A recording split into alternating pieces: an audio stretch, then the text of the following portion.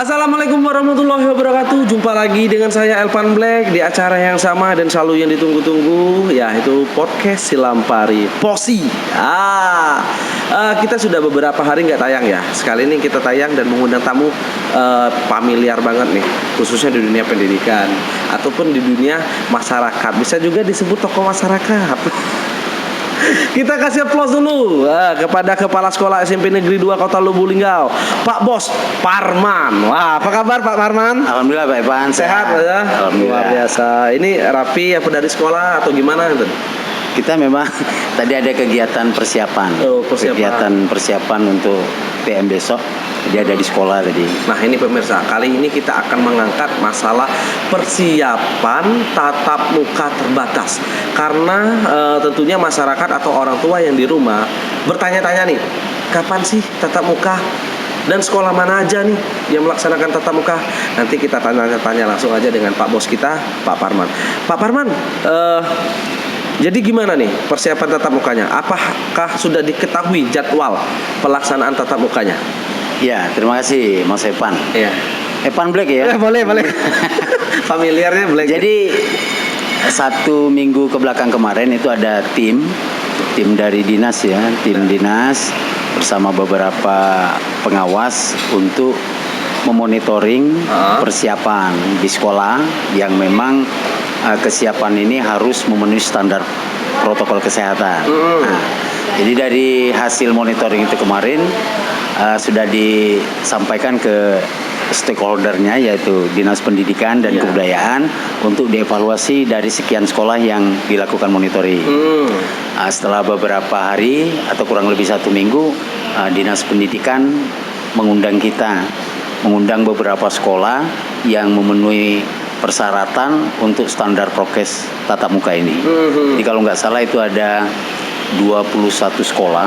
21 sekolah? 21 sekolah itu terdiri dari tingkatan sekolah dasar ada 14. SD 14? SD 14 dan 7-nya dari tingkatan sekolah menengah pertama. Oh SMP, 7 SMP. Ya, 7 SMP itu 4 di sekolah negeri, ya. 3-nya di sekolah swasta. 3 di sekolah swasta. Ya.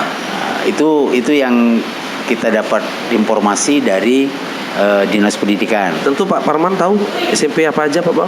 Ya, jadi ada 7 SMP itu yang di negerinya ada SMP Negeri 2, SMP Negeri 2. Kemudian ada SMP Negeri 4, SMP Negeri 4, ada SMP Negeri 5, dan ada SMP Negeri 9. SMP 9. Nah, itu untuk negeri. Yang negeri, yang swasta? Yang swasta ada Putra Putri Bangsa. Putra Putri Bangsa. Kemudian Cendikia ya. Oh iya. Ya, ada apa itu Cendikia? Ya, Mutiara Cendikia. Mutiara Cendikia. Kemudian Arisala. Arisala. Ya. Ini yang akan melaksanakan PTMT tadi. Ya, PTMT pelaksanaan tatap muka terbatas tadi. Ya. Jadi itu sudah dikumpulkan kemarin. Kemarin hari Senin kita rapat, disampaikan oleh kepada dinas untuk mempersiapkan segala persiapan PTM besok. Nah, jadi hari Rabu kita mulai besok. Oh, jadi Rabu sudah mulai tatap muka terbatas? Rabu sudah dimulai.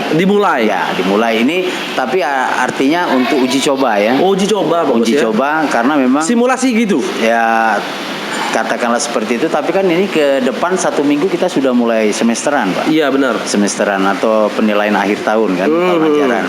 Jadi disampaikan oleh Kepala Dinas bahwa kemungkinan akan dimonitoring secara rutin kegiatan ini berlangsung bagaimana. Kendala-kendala di lapangan kan pasti ada. Benar. Dari mulai persiapan apa saja, mungkin tempat cuci tangan, hand sanitizer, diinspektan, kemudian bilik penyemprotan, termasuk juga tenaga pendidiknya udah divaksin atau belum. Gitu. Jadi kriteria sekolah-sekolah yang untuk melaksanakan PTMT tadi itu harus berdasarkan sarana prasarana untuk kesiapan prokesnya ini tadi Pak Bos. Iya, kesiapan prokes karena memang itu ada panduannya juga untuk bisa melaksanakan tatap muka ini kan tidak serta-merta semua sekolah bisa melaksanakan. Benar. Karena memang harus ada hasil monitoring dulu, evaluasi, kemudian bisa dilaksanakan uji coba. Bukan berarti ini kita langsung tatap muka, tapi uji coba dulu. Uji coba dulu. Karena memang kita berharap dari uji coba ini apa yang kurang, paling tidak kita bisa membenahi. Benar. membenahi untuk yang di tahun ajaran baru. Artinya kalau memang langsung dimulai, artinya kita sudah ada pembenahan sebelumnya. Dan ini kan langsung di bawah pengawasan Dinas Pendidikan nanti. Terkait dengan ini. Apa saja Pak Bos kriteria persiapan dari sekolah? Ya, khusus paling SMP 2 nih. Ya, kalau kita sudah cukup lama ya kita mempersiapkan, tapi memang tidak sesempurna yang kita harapkan karena memang persiapan itu memerlukan juga waktu, memerlukan juga anggaran, tapi memang pemerintah sudah mempersiapkan itu untuk kesiapan tatap muka. Ya. Nah, kita yang paling penting adalah di area cuci tangan itu memang airnya harus mengalir. Oh, air harus mengalir. Ya, karena memang kalau airnya tidak mengalir kan dia berada di lokasi itu, berada di baskom itu atau berada di tempat wastafel itu sendiri. Tapi kalau dia mengalir kan terus berjalan. Nah, kita memerlukan itu tidak hanya 1-2 tapi bisa puluhan kan tempat cuci tangan. Kita sudah untuk tempat cuci tangan air yang keran kita menyiapkan tuh kurang lebih sebanyak 20 ya. Untuk di sekolah kita sendiri nih Pak? Ya, untuk di sekolah kita sendiri 25. Kemudian untuk di beberapa tempat di ruang guru, kemudian ruang TU kita siapkan juga ada 1, 2, 3. Ya, kemudian di ruang BK juga kita siapkan karena di ruang BK ini adalah mobilisasi orang tua ketika dipanggil terkait dengan anak ya, terkait dengan siswa. Jadi situ juga kita siapkan. Kemudian di setiap per kelas kita juga ada per 3 kelas kita siapkan 1. Kemudian kita juga menyiapkan 4 tekmon. 4 tekmon ya. Untuk apa tuh Pak Bos? Untuk persiapan itu. Airnya tadi. Ya, airnya tadi. Kalau kita kan nggak tahu nih. Listrik kan? Iya benar. Jaringan listrik tahu nanti mati. Padam. Kita sudah persiapan ada itu. Persiapan itu. Kita menyiapkan 4. Luar biasa. Yang liternya 250 ya. 250. Dan itu sudah ada di sekolah. Sudah siap. Kita siapkan. Lain daripada itu apa Pak? Mungkin termogan atau termogan kita siapkan juga ada 9. Iya, 9 nanti kita udah bersama panitia, kemarin panitia Satgas Covid lah istilahnya kan di sekolah kita sudah menyusun untuk besok. Jadi ada yang di gerbang, kita menghimbau orang tua untuk tidak berada di lingkungan sekolah, hanya cukup mengantar. Ya, mengantar di depan gerbang, kemudian kita mengarahkan anak, kita bagi 2 jalur, khusus putra dan putri. Oh, putra putri. Ya, bedanya jalur lain. Ya. Setelah dia masuk, kita suruh mereka berada di area cuci tangan bergantian. Kemudian kita masukkan ke ruang bilik, kemudian kita ukur termogannya. Kemudian dia juga harus pakai sanitizer untuk kemudian baru menuju ke ruangan kelas. Tentunya masker Bos ya. Ya, masker. Satu masker itu sangat penting. Kita juga mempersiapkan masker bukan berarti semua siswa itu diberi. Iya, diberi. Artinya kan kita sudah lebih dahulu. Sebelumnya sudah memberikan beberapa. Ya, saya meliput itu hampir ribuan. Ya. Jadi kita mempersiapkan apabila siswa mungkin lupa. Nah, untuk 1 kali ini kita besok atau lusa jangan sampai lupa lagi pakai masker. Kita berikan, kita pasang bahwa kita peduli juga dengan namanya keberadaan itu. Nah, kalau teknis lebih detailnya tuh gimana Pak Bos? Terkait untuk siswanya, apakah kelas semua siswa itu pada PTMT nanti hadir semua? Enggak, kita nanti bagi seperti genap ganjil lah ya. Genap ganjil. Ya, mungkin hari ini dia tidak di jalur genap, artinya tapi bukan jalur kendaraan ya. Artinya jalur genap itu BG. Jalur genap dia sini absennya 1, 3, 5, 7 dan sebagainya ya dan seterusnya. Mungkin dia kenanya di hari ini. Hari ini. Nah, mungkin besoknya di genap kita dan jadi memang. Dan itu sudah tersusun strateginya? Kita sudah siapkan kemarin tinggal aplikasi penerapannya aja nih, karena penerapan ini agaknya lebih susah dari secara teori Kalau teori enak nih menyebutkannya, tapi begitu di lapangan besok kita juga harus ekstra kan. Karena anak begitu dia diberikan ruang bahwa puri sekolah ya kan dia sudah lama nggak ketemu dengan kawan-kawan, sudah lama nggak ketemu ngobrol, artinya ini juga perlu kita antisipasi tidak terjadi kerumunan yang berlebihan. Untuk kelasnya Pak Bos? Kelasnya kita bagi paling banyak dalam satu kelas itu 18. Paling tinggi lah 20. Satu ruangan. Ya. 18 orang. 18 atau sampai 20. Dengan jarak. Kita mengatur jarak. Mengatur jarak sendiri itu. Kalau untuk siswa kelas berapa yang ikut? Kelas 7, kelas 8 atau semuanya? 7, 8. Karena kelas 9 kan kita sudah ujian. Tinggal nunggu pengumuman. Artinya jadi mereka tetap di rumah. Tetap di rumah masing-masing. Tapi kita juga pas saat pengumuman menghimbau kepada anak-anak kelas 9 untuk tidak melakukan aksi sorak-coret. Wah, ini dia. Ini karena kan nggak lama lagi nih kita pengumuman nih. Kapan nih, Bos? Tanggal 4 dijadwalkan kan? 4 Juni ini. 4 Juni ini. Wah, barengan dengan HUT kita. Ya. Oh, ini ulang tahun juga artinya. Iya. Wah, luar biasa. Ya, Berarti ini spesial juga ya. Wah, luar biasa. Iya. Ya benar, Pak Bos ini termasuk salah satu yang spesial. Gitu ya, terima kasih. Kepsek andalan. Iya. Oh, jadi kelas 7 dan kelas 8 Bos? Iya, kelas 7 dan kelas 8. Nah, itu gimana Pak Bos untuk mengatur sistematisnya? Kan nanti kan mereka nih kan masuk nih, Ya. belajar, per ruangan ada 18 orang. Ada himbauan atau enggak? Karena dapat kabar kantin nggak boleh jualan. Iya. Jadi ada tatap muka terbatas ini ada 3 hal yang harus kita perhatikan. Nah, itu Pertama dia. bahwa kantin selama berlangsungnya kegiatan ini tidak boleh dibuka. Tidak boleh buka. Tidak, maksudnya tidak boleh ada yang jualan. Tidak ada yang boleh jualan di lokasi sekolah. Jadi memang kita menghimbau dengan surat pemberitahuan kepada orang tua sudah kita kirimkan melalui grup-grup anak-anak. Oh, sudah juga dikirimkan. Sudah kita kirimkan untuk tetap memperhatikan anak-anak, memantau anak-anak pada saat mau berangkat. Kalau bisa memang membawa bekal dari rumah. Bawa bekal, bontot Ya, lah istilahnya. bontot lah istilahnya Makanan, kan. minuman dari Ya, rumah. betul. Benar. Karena memang sekolah tidak mengizinkan sementara ini ya. Sementara ini kantin melakukan transaksi jual makanan. Ya. Jadi nggak ada waktu istirahat, Bos? Tidak ada waktu istirahat. Jadi kita belajarnya habis jam masuk. Kita durasinya kurang lebih 10.55 atau paling jam 11 kita sudah Sudah selesai belajarnya. Ya, belajar. Kembali pulang dan itu tetap kita lakukan tugas di rumah untuk mencukupi pembelajaran. Untuk mencukupi ini tadi tetap daring ada Ya, juga. tetap ada juga. PR-nya melalui dengan daring tadi Bos ya, pemberitahuan informasi tugasnya itu. Besok kalau dia ketemu lagi masuk kelas, artinya dia sudah bawa tugas itu. Bos, apa yang ada di dalam benak kita pada saat ini Bos ya, terhadap untuk PTMST nanti? Apa? Oh, kayaknya ada kendala nih nanti. Apa Bos? Ya, kita sudah sudah menerka-nerka kayak gitu.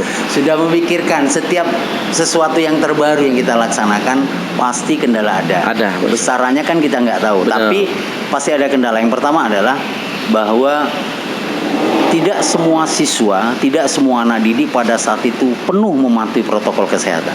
Itu yang pertama. Betul. Artinya kita mau ekstra. Kayaknya kita sudah mengatur kemarin di kelas, begitu mereka mau masuk sudah ada gurunya.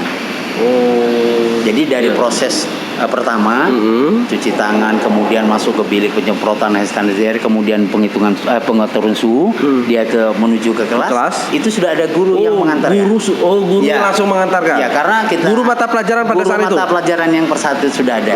Kita menghimbau untuk Bapak Ibu guru, tenaga pendidik 15 menit sebelum jam pembelajaran dimulai sudah stay di kelasnya masing-masing.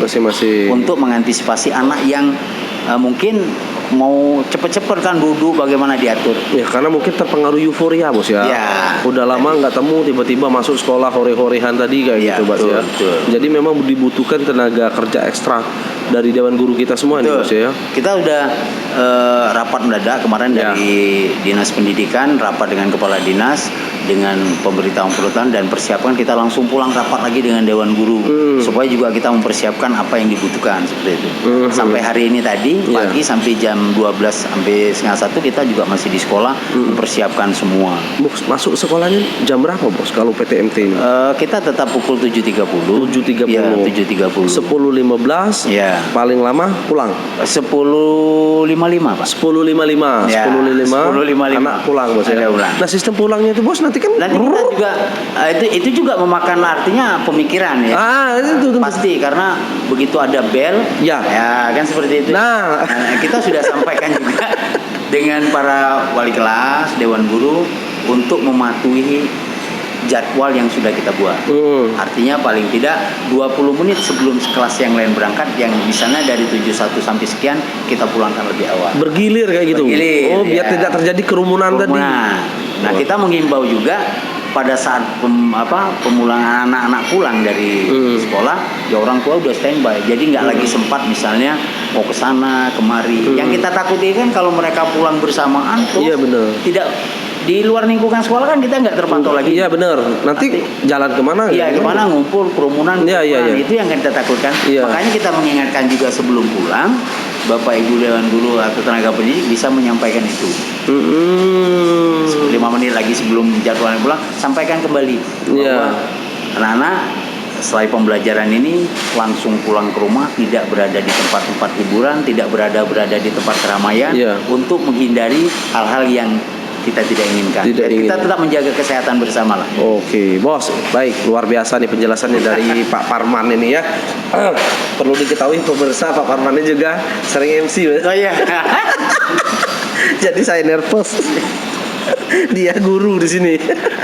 Saya istilahnya murid ini ya, murid lagi belajar dengan guru. Enjoy, Mas? Ya, enjoy. Luar biasa. Bos, tadi kalau masalah sarana prasarana, oke, kita melihat bahwasanya SMP 2 sudah cukup untuk siap melaksanakan itu. Insya Allah. Gimana dengan guru-gurunya, Bos? Apakah sudah pas semuanya vaksin? Ya, jadi kita juga sempat menyampaikan kemarin, bagi Bapak Ibu guru yang belum vaksin 2 kali, Ya. yang baru sekali, tolong untuk segera berkoordinasi, berkomunikasi dengan pihak puskesmas yang menjadwalkan kita vaksin, kapan bisa vaksin kembali. Karena memang kalau itu kan sudah himbau kepada kita semua melalui pemerintah untuk tenaga pendidik mohon untuk segera vaksin. Dan kita sudah posisi 90% lah. Ya, Vaksin sudah 2 kali hampir semua. sudah hampir semua, Bos. Ya, sudah hampir semua. Kalau belum ada yang belum vaksin gimana, Bos? Kalau kita mengingatkan saja bahwa belum vaksin itu untuk sementara bisa daring aja di rumah, untuk tidak berada di tempat. Karena kita yang lain sudah vaksin kan belum, yang satu dua orang belum, ya nanti pembelajarannya daring aja. Daring aja, Pak. Karena kita berharap yang sudah vaksin ini bisa beraktivitas secara luring, dapat melakukan aktivitas yang mungkin selama ini sudah menjadi dambaan. Ya kapan kami bisa bertatap muka? Rindu biasanya. Rindu.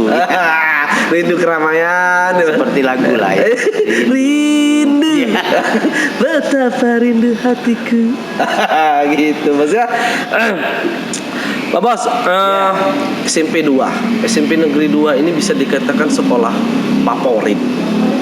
Jumlah anak didiknya cukup banyak, prestasinya juga luar biasa, Yeah. khususnya di zaman Pak Parman nih loh. Dan selalu menjadi daya tarik masyarakat. Ini kita kembali ke topik lainnya ini. Ya. Pada saat penerimaan siswa baru. Oh ya. Nah, bagaimana antisipasi prokesnya juga nih Pak Bos? Sebelum kita ke teknisnya, Ya. permasalahan dan polemiknya PSB, kita persiapan dulu seperti apa prokesnya pada saat penerimaan siswa baru ini. Oke. Jadi terima kasih, ini sebenarnya juga himbauan untuk orang tua siswa yang ingin menyekolahkan anaknya Ya. ke salah satu sekolah lah, tidak harus SMP 2 tapi Iya, kemana, sekolah iya. mana yang menjadi keinginan orang tua mendidikkan anaknya. Benar. Bukan menitipkan ya, Iya. tapi memberikan bimbingan yang terbaik dari Iya. sekolah itu. Kenapa Bos kalau ada bahasa Ya, menitipkan? kayaknya kesannya dititipkan kayak gitu. Jadi memang bagaimana dia memberikan tanggung jawab kepada pihak sekolah untuk membimbing anaknya, mendidik. Iya, benar. Kalau dititipkan takutnya hilang nanti kan ya gitu. Jadi terkait dengan PPDB nih, Iya. Mas Evan, bahwa kita akan melalui online di web, nanti kita pendaftaran. Mereka tidak datang ke sekolah. Oh, itu. Nah, perlu diketahui nih Pak Bos ya. Jadi diimbau untuk orang tua bahwa kita tidak membuka pendaftaran itu secara offline, Secara offline. tapi kita buka secara online. Secara online. Melalui web yang nanti akan kita sampaikan. Jadi mereka bisa dari rumah daftar kan. Tidak harus datang ke sekolah sebenarnya daftar Benar. itu. Iya. Ya, dunia digitalisasi Teknologi, iya. teknologi kan juga Iya. bisa kita manfaatkan untuk hal yang positif. Ini kan positif, artinya tidak harus orang tua repot, ayo kita ke sekolah datang rame-rame daftar, enggak. Tanya tetangga kanan kiri yang sudah tahu dengan teknologi untuk bisa mendaftarkan anaknya, seperti itu. Takutnya kayak gini Bos, sekolah menyiapkan nggak nanti sistemnya down. Ya, Nah, kita sudah pikirkan, artinya akan membantu, tapi tidak yang berlebihan ya. Artinya bisa berkerumunan banyak. Iya. Kebetulan misalnya kayak gini, memang ada yang datang, Pak, saya mau mendaftarkan anak. Kami memang sudah tahu ini web, tapi Iya. kami tidak Server. bisa melakukannya karena server dan segala macam. Kadang kami melakukan dari rumah, server lagi Sinyal gangguan, gangguan, error dan segala iya. macam. Ya paling dia menyerahkan data, nanti kita bantu. kita bantu. Kita Tetap bantu. dilaksanakan Tetap secara dilaksanakan online. Bukan berarti bantu langsung dipegang enggak. Iya. Kita daftar, mereka biar lihat online-nya kayak Iya. apa. Nah, itu. Oh, luar biasa. Jadi antisipasinya itu sudah ada. Sudah kita terekam siapkan semua. Iya. Tepuk tangan. Tepuk tangan dulu. Wah, kamu ini gimana redaksi ini? Melamun aja, ntar kesima bos. Iya. Lihat bos itu terkesima. Lihat Mas Pan. Iya. Baik bos, nah sekarang kita lebih detailnya terkait PSB nanti. SMP 2, SMP 1, SMP 3 dan yang lainnya selalu menjadi favorit masyarakat untuk mendaftarkan anaknya. Yang dahulunya sistem rayon saat ini kan sudah berubah menjadi sistem zonasi dan masyarakat masih menilai ini masih sistem rayon. Ya. Gimana nih Pak Bos menjelaskan? Ya, jadi gini, kita katakan trademark lah ya. Trademark itu misalnya kalau kita sudah mencintai satu produk, kayaknya sulit untuk Iya. berubah ke produk lain. Benar. Dan ini rayonisasi ini kan sebelum digulirkan zonasi tahun 2019, artinya rayon ini melekat. Benar. Melekat dengan masyarakat. Dia mau masyarakat kalangan menengah ke atas, kalangan menengah, kalangan ke bawah, katakanlah seperti itu. Ini sudah melekat.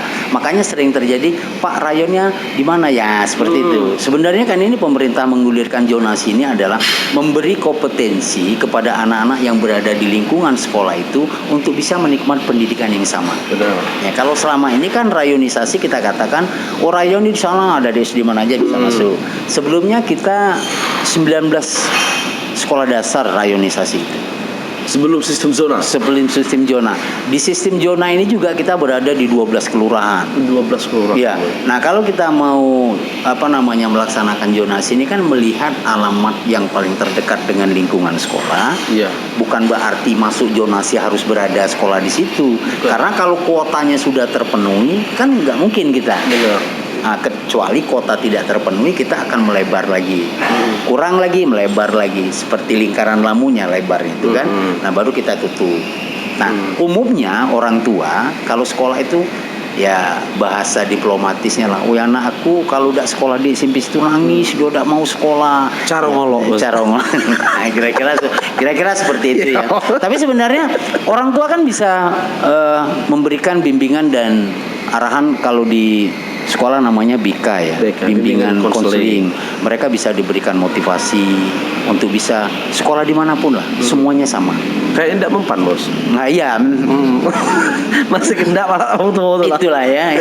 Ya, tapi kan ini problem soalnya, karena mereka sudah termotiv atau tertardemat oleh orang yang lain-lain sebelumnya bahwa di situ misalnya, oh sekolah di A kayak gini loh katanya ini. Yeah. Sekolah di B kayak gini. Kemudian sekolah di C bagus juga kayak gini. Nah, karena ada terpatri.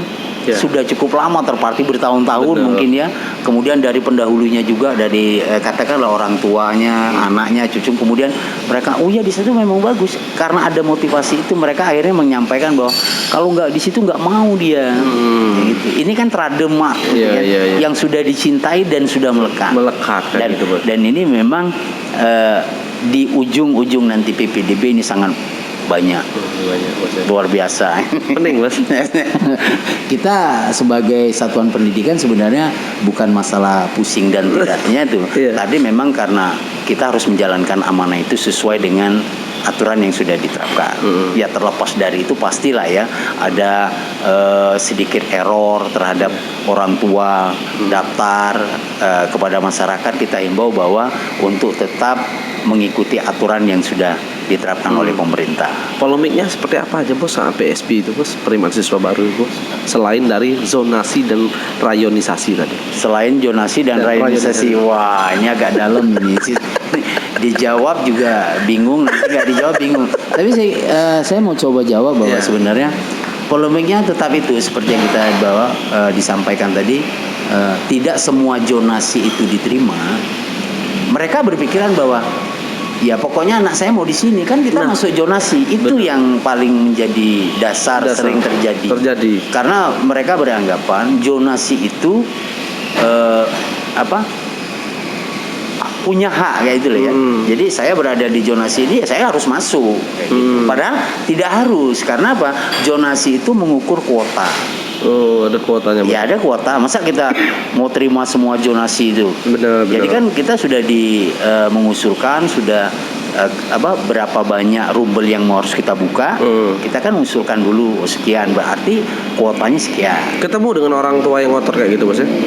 Untuk 2 Hampir tahun terakhir, tiap- ya hampir ada, pasti ada. Ada. Dan selalu ada kayak Dan gitu. selalu ada, selalu Bos. ada. Pusing juga ngaturnya. Gimana Pak Parman? Memimpin sekolah yang favorit dan ternama di bumi Silapari. Pak Parman secara pribadinya gimana nih menjadi seorang pemimpin di sana? Ya. Kita kan sebelum diberikan amanah ya untuk menjadi pimpinan. Ya. Pimpinan apa saja lah, Ya, sebelum diamanahkan tentu ada beberapa kisi-kisi yang harus kita persiapkan untuk menghandle di lapangan.